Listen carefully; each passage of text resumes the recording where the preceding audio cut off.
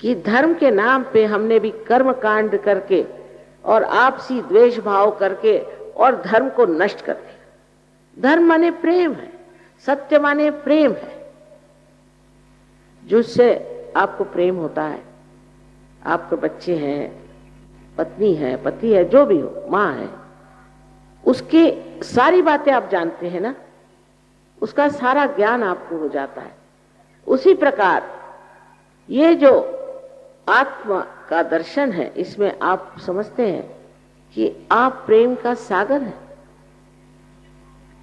और इस प्रेम के सागर में डूबने का जो मजा है, जो आनंद है, उस आनंद के उपभोग के बाद फिर आपसे नफरत नहीं होती। आप सबको माफ करते चलते हैं और नफरत अपनी खत्म हो जाती। सबसे बड़ी चीज यह है कि पहले हम भारतीय संस्कृति की जो नींव है उसे समझें, और वो एक ही है कि आत्मा का दर्शन प्राप्त करना। सारे धर्मों का भी यही कहना। कौन सा धर्म जो नहीं कहता है?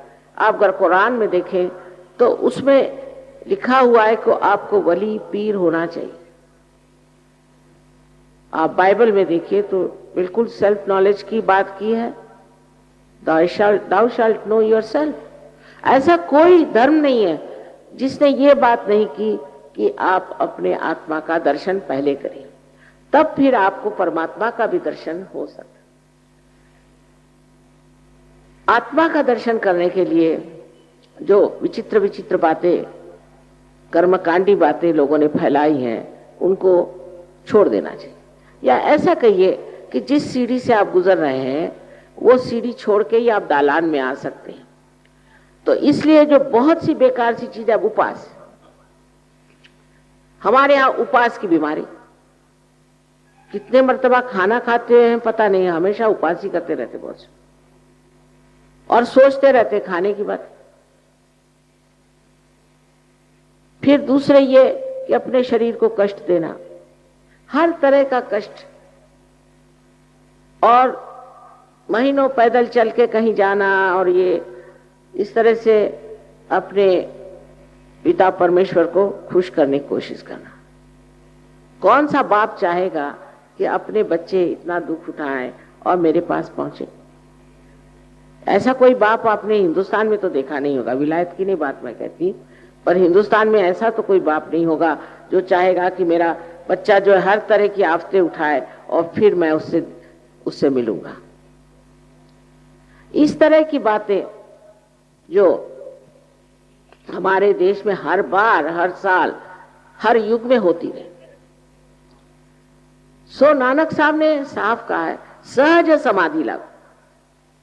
समाधि जो है सहज में मिलती है, सर के बल खड़े होने से, उपवास करने से, दुनिया भर के कर्मकांड करने से नहीं, पर सहज में आपको समाधि लगती है। यही बात है। और सहज का मतलब है आपके साथ पैदा हुआ।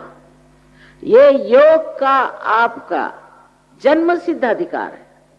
जैसे तिलक ने कहा था, तिलक साहब बहुत साफ कहा था कि स्वातंत्र्य ये हमारा जन्म सिद्ध अधिकार है, और मैं कहूंगी कि स्वतंत्र को जानना ये हमारा जन्म सिद्ध अधिकार है।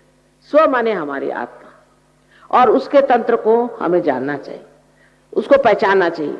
आप ये साधारण मनुष्य नहीं। जैसे समझ लीजिए एक छोटा टेलीविजन लेकर आप कहीं देहात में, जंगल में चले जाएं और उनसे कहिए कि इसमें ये मूर्ति दिखाई देगी, वो मूर्ति दिखाई देगी, या कहिए कि इसमें आपको फिल्म दिखाई देगा, तो आप कहेंगे वाह वाह, ये तो एक डब्बा है, इसमें क्या दिखाई देगा। देहाती तो नहीं समझ पाएंगे ना, लेकिन हम भी अपने को डब्बा ही समझते हैं। जिस वक्त ये कनेक्शन आपका उस विशेष परमात्मा की शक्ति से हो जाता है, तभी तो आप जान सकते हैं कि आप क्या है।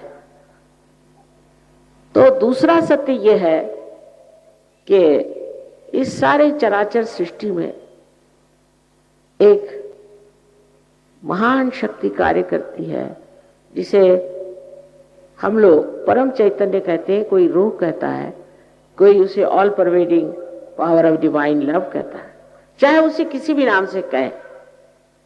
जैसे पतंजलि ने से ऋतंभरा प्रज्ञा का, आप नाम उसे कुछ भी दीजिए, मतलब ये है कि वो एक महान शक्ति है और ये शक्ति सारे जीवंत कार्य करती है। जैसे अब देखिए यहाँ इतने सारे फूल हैं, हम लोग सोचते भी नहीं कि कितना बड़ा चमत्कार है कि ये फूल एक बीज से निकले और तरह तरह के रंग और तरह तरह की खुशबू लेकर के संसार में आए। ये कैसे आए, ये कैसा चमत्कार घटित हुआ, किसी भी चीज के बारे में हम सोचते नहीं। यानी समझिए कि हमारा हृदय कौन चलाता है। अब डॉक्टरों से पूछे तो वो कहेंगे ऑटोनॉमस नर्वस सिस्टम। ऑटो कौन है, ऑटो कौन है, उसका जवाब नहीं, क्योंकि हम बाहर से किसी चीज को देख रहे हैं, पर अगर अंदर से हम जाने तो हमारे अंदर अनेक शक्तियां ऐसी हैं जो हमने आज तक इस्तेमाल नहीं की।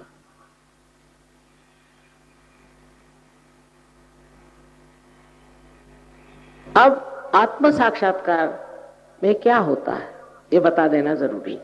हालांकि एक लेक्चर में सारी बात नहीं बता जा सकती।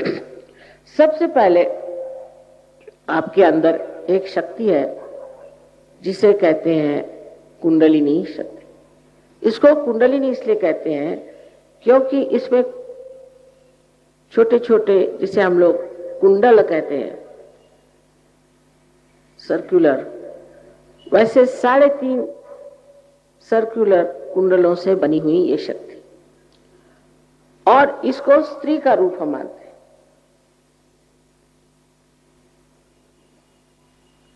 इसको हम स्त्री का रूप मानते हैं क्योंकि ये आदि शक्ति का ही प्रतिबिंब है, रिफ्लेक्शन है। अगर परमात्मा की शक्ति आदि शक्ति है, यानी उनकी इच्छा, उनकी शुद्ध इच्छा, उनकी जो इच्छा है वही अगर हमारे प्रतिबिंबित है तो वो कुंडलिनी स्वरूप है। ये शक्ति हमारे त्रिकोणाकार अस्थि में है, जिसे मेडिकली वो लोग कहते हैं सेक्रम। सेक्रम का मतलब सेक्रेट। इसका मतलब कि ग्रीक लोग जिन्होंने ये नाम दिया है वो लोग जानते थे कि ये शक्ति हमारे अंदर सेक्रेट बोन में है। इतना ही नहीं, उनकी जो देवी है आदि शक्ति, उसको वो अथीना कहते हैं। अथ माने प्राइमोर्डियल, जो प्राइमोर्डियल मदर है उसका नाम अथीना रखा है। इतनी चीजें उनसे मिलती हैं। अगर आप कभी जाएं ग्रीस तो देखिएगा कि आपको आश्चर्य होगा कि हमारे शास्त्रों में ग्रीस के बारे में कितना कुछ लिखा गया। लेकिन ये सब होते हुए भी इसका ज्ञान आधा अधूरा ही लोगों में था, क्योंकि जो पाते थे वो प्यार के और आनंद के सागर में खो जाते थे। और लोग भी उस जमाने में ऐसे थे, इतने लोग कहां जो कि सत्य के खोज में आए। कबीर ने कहा है, कैसे समझाऊं सब जग अंधा। वाकई में यह हालत थी, कोई जानना ही नहीं चाहता था। सब अपने अपने ज्ञान में खोए हुए, अपने अपने शान में खोए हुए, अपने को पता नहीं क्या समझते थे। और जो उन्होंने बात कही है आज वो बात नहीं। आज कलयुग के एक उपकार है कि बहुत खोज सत्य की सारे दुनिया में हो रही है। हिंदुस्तान में कम है पर और जगह बहुत है, क्योंकि हम सोचते हैं हम बड़े धार्मिक है, सुबह से शाम तक हमने 2-4 भजन गाए हो गए, हम तो बड़े ही है। उससे आगे जाने की इच्छा कम। इस साल दूसरी बात है, पर इससे पहले तो मैं सोचती थी कि ये पूना है और शास्त्रों में इसको पुण्यपट्टनम कहते हैं। सारे महाराष्ट्र में सबसे ज्यादा पुण्यवान यही जगह है, लेकिन ऐसा देखती नहीं थी मैं। अब आश्चर्य होता है कि आप लोग इतने यहाँ आए हैं उस परम तत्व को पाने के लिए जिसके प्रकाश से आपका जीवन, सारे संसार का जीवन आलोकित हो सकता है। क्योंकि जो कुछ भी संसार के प्रश्न है वो अधिकतर मनुष्य की वजह से। हाँ, अभी किसी ने कहा कि तो फिर लातूर में भूकंप क्यों हुआ? यहां पर 3 साल मैंने भाषणों में कहा कि आपके यहां जरूर भूकंप होगा। उसकी वजह ये कि गणपति के उत्सव में गंदे गंदे गाने, विभत्स तरीके डांस और सब उस गणेश जो कि पवित्रता का प्रतीक रूप है आप लोग करते हैं। ये गणेश बहुत जाज्वल्यवान है। आप नहीं सोचे कि सिर्फ मिट्टी का गणेश है, और एक दिन जब भड़केगा तो इस महाराष्ट्र में भूकंप आएगा और आने वाला है। और यहां 4 गणेश वर्तमान है। वो स्वयंभू है। स्वयंभू माने वाकई पृथ्वी से आए हो, और आप उनमें जाके जब आत्म साक्षात्कार पे देखिएगा तो सब में से चैतन्य बहता। और वहां पर हमारे लोग गणपति की ऐसी विभत्स विटंबना करें सो गणपति नहीं सहन कर सकेंगे। वो बहुत जाज्वल्यवान है। और अब वही हुआ। एक लातूर ही ऐसा हमारा सेंटर था जहां मैं नहीं गई, और वहां पर ये बड़ा भारी भूकंप हुआ। बहुत दुख की बात है, क्योंकि चतुर्दशी के दिन के बाद गणपति विसर्जित करके सब लोग आए और शराब पी के नंग धुड़ंग होके नाच रहे और सब गड़प होगा।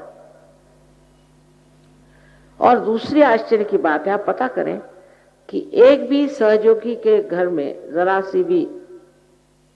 सी भी कोई ऐसी लकीर भी नहीं आई, और एक भी सहयोगी मरा नहीं।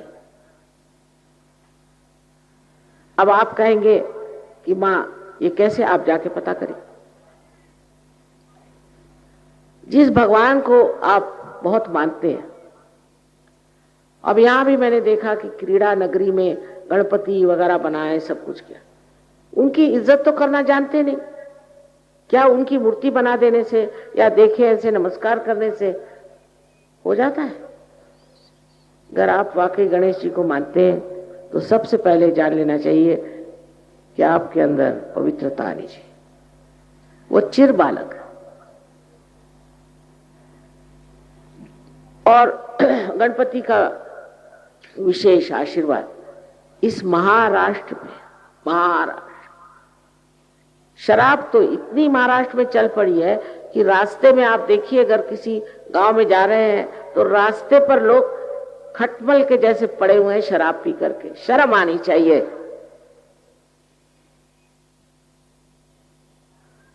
इतनी शराब जो महाराष्ट्र में आ गई, मैंने तो सोचा था मैं महाराष्ट्र में प्रोग्राम ही नहीं करूं। औरतें, आदमी सब बेशर्म जैसे शराब पीते हैं, और इसका परिणाम जो होगा वो मैं जानती हूं, बहुत भयंकर। लेकिन आत्म साक्षात्कार के बाद आप पी नहीं सकते। आप कोशिश कर लीजिए, आप पी नहीं सकते।